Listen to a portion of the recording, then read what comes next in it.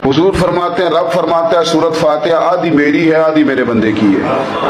جب اس نے کہا الحمدللہ رب العالمین الرحمن الرحیم مالک یوم الدین ایاک نعبد و ایاک نستعین،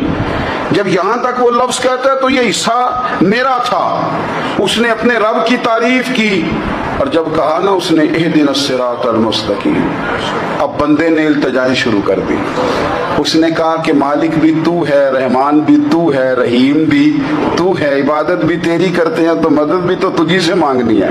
اب مہربانی فرمانا اہدنا الصراط المستقیم، ہمیں سیدھا راستہ دکھا دے، صراط الذین انعمت علیہم، ان لوگوں کا راستہ دکھانا جن پر تو نے انعام کیا ہے، غیر المغضوب علیہم ولا الضالین، ان کے راستے پہ نہ چلانا جن پر تیرا غضب ہوا،